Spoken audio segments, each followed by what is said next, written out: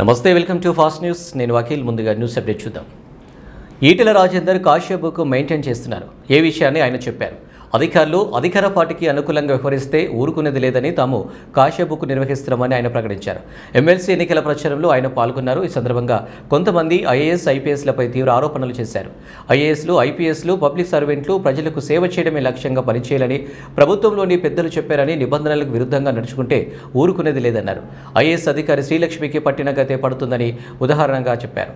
రూల్స్కు విరుద్ధంగా ప్రతిపక్ష నేతలను వేధింపులకు గురి చేయడమే లక్ష్యంగా పనిచేస్తున్న అధికారుల పేర్లను కాశ్యప్లో రాసుకుంటున్నామని, సమయం వచ్చినప్పుడు లెక్కలతో బయటపెట్టి ఫలితం అనుభవించేలా చేస్తామని హెచ్చరించారు. బాసుల ఆదేశాల ప్రకారం కాకుండా చట్ట ప్రకారం నడుచుకోవాలని సలహా ఇచ్చారు. కొంతమంది అధికారులు చేస్తున్న పనులు ఎవరికి తెలియదని అనుకుంటున్నారని, కానీ ఊరుకోబోమన్నారు.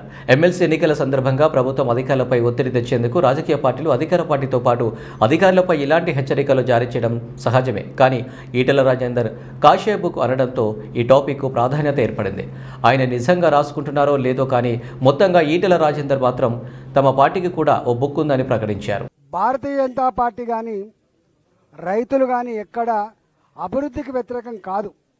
వాళ్ళు ఏమైనా అభివృద్ధికి వ్యతిరేకమని చెప్పి చిత్రీకరించే ప్రయత్నం చేస్తున్నారు. వాళ్ళను అవమానపరిచే ప్రయత్నం చేస్తున్నారు. వాళ్ళ మీద తప్పుడు కేసులు పెట్టించే ప్రయత్నం చేస్తున్నారు. దౌర్జన్యం తట్టుకోలేక ఆత్మహత్యలకు అవుతున్నారు. నేను ఒకటే రేవంత్ రెడ్డి ప్రభుత్వానికి నేను సూటిగా ఒక హెచ్చరిక చేస్తా ఉన్నా. మీరేమో ఈ గ్రీన్ ఫీల్డ్ హైవేస్ కానీ నేషనల్ హైవేస్ కానీ శరవేగంగా కన్స్ట్రక్షన్ జరుగుతూ ఉంటే నిమ్మకు నీరెత్తినట్టుగా వివరిస్తూ ఉన్నారు తప్ప ఆ రైతుల గురించి మీరు పట్టించుకునే పాపాన పోతలేరు. కాబట్టి తక్షణమే మీ కలెక్టర్లని, మీ రెవెన్యూ డిపార్ట్మెంట్ని కమిటీలుగా వేసి ఎక్కడెక్కడ ఈ నేషనల్ హైవేస్ నిర్మాణం జరుగుతూ ఉన్నాయో, గ్రీన్ ఫీల్డ్ హైవేస్ నిర్మాణం జరుగుతూ ఉన్నాయో, ఇతరత్ర అవసరాల కోసం ఎక్కడ జరుగుతూ ఉన్నాయో, నువ్వు వేసేటువంటి ఫోర్త్ సిటీ కోసం ఎక్కడైతే ల్యాండ్ అక్వైజేషన్ కోసం ప్రయత్నం చేస్తున్నారో, నువ్వు అక్వైర్ చేసేటువంటి ఫార్మా సిటీ కోసం ఎక్కడైతే నువ్వు ల్యాండ్ అక్వైర్ చేస్తున్నావో, వీటన్నిటి మీద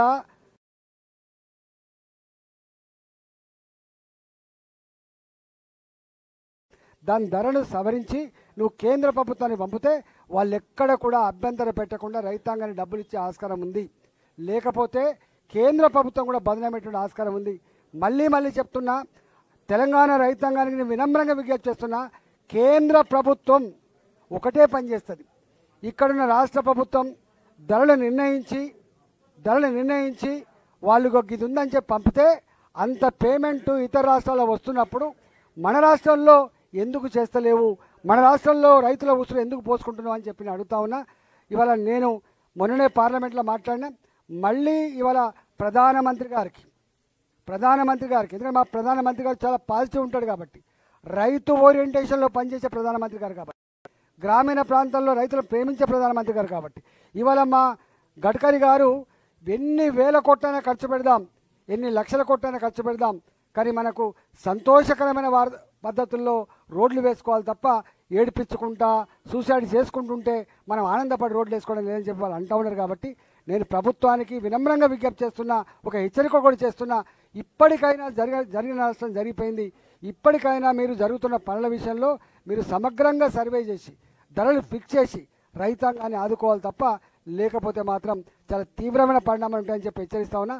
అవసరమైతే మేమే రైతుల పక్షాన ఎక్కడైతే రోడ్ల నిర్మాణం జరుగుతూ ఉందో మేమే రైతాంగం పక్షాన పాదయాత్రలు చేసి రైతులకు అండగా ఉండి మీ మెడలు వంచి ఈ ధరలు సవరించే ప్రయత్నం చేస్తాం.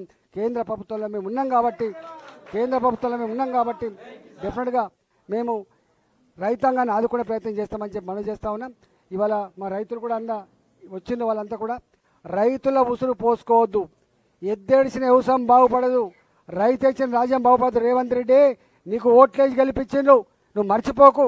ఇవాళ రైతులను వేధిస్తూ ఉంటే, రైతులు చనిపోతూ ఉంటే, రైతులు ఇలా కంటి మీద కొనుక్కు లేకుండా టెన్షన్ పడుతూ ఉంటే నువ్వు చూస్తూ మురిసిపోతే మంచిది కాదు సుమా. మొన్న మీకు కూడా నిజమే, ఇది కష్టంగా ఉందని చెప్పి మీరు ఎక్కడైతే ఇలా ఫోర్త్ సిటీ కోసం రోడ్లు వేస్తున్నారో ఒక్కొక్క ఎకరం 5 కోట్ల 6 కోట్ల రూపాయలు ఉన్నది, 5 కోట్ల 6 కోట్ల రూపాయలు ఉన్నది. కానీ ఇది విలువ 20 లక్షల 30 లక్షలు ఉంది. అందువల్ల రైతాంగం విషయంలో కూడా ఈ సమస్య పరిష్కరించాలని చెప్పి కోరుతున్నా. మరొకసారి విజ్ఞప్తి చేస్తున్నా, ఇవాళ ఇంతకుముందు చెప్పినట్టుగా ఉద్యోగుల సమస్యల మీదనే కాకుండా రేపు రైతాంగ సమస్యల మీద కానీ ప్రజలకు ఇచ్చిన వాగ్దానాలను అమలు చేయకుండా ఇబ్బంది పెడుతున్నటువంటి వాటి మీద రేపు ప్రభుత్వం మీద తప్పకుండా పోరుబాట సల్పే బాధ్యత ఇవాళ భారతీయ జనతా పార్టీ తీసుకుంటుందని చెప్పి మనం చేస్తూ పోరాడే పార్టీకి మీ పక్షాన నిలిచే పార్టీకి ఇవాళ భారతీయ జనతా పార్టీకి గెలిపించాలని చెప్పి నేను వినమ్రంగా విజ్ఞప్తి చేస్తాను. ఒకసారి ఐఏఎస్ ఆఫీసర్ అయితే ఐపీఎస్ ఆఫీసర్ అయితే 30 నుంచి 35 సంవత్సరాల సర్వీస్ ఉంటుందండి. 30 నుంచి 35 సంవత్సరాల సర్వీస్ ఉంటుంది. రాజకీయ పార్టీ 5 ఏళ్ళు మాత్రమే అధికారం నడుపుతుంది ప్రజల ఆశీర్వాదం ఉంటే. ఎమ్మెల్యే ఎంపీ ఎనీ ప్రజాప్రతినిధి ఒక ఎక్సెప్ట్ ఎమ్మెల్సీ అన్నీ 5 సంవత్సరాలు, ప్రభుత్వం అంటే 5 సంవత్సరాలు ఉంటుంది. వాళ్ళు చంద్రబాబు నాయుడుని చూసిండ్రు, వాళ్ళు రాజశేఖర్ గారిని చూసిండ్రు, వాళ్ళు రోషయ్య గారిని చూసిండ్రు, కిరణ్ కుమార్ గారిని చూసిండ్రు, ఇప్పుడు మొన్నదాకా కేసీఆర్ని చూసిండ్రు, రేవంత్ రెడ్డి చూస్తారు. ఏంటంటే యథా రాజా తదా ప్రజ.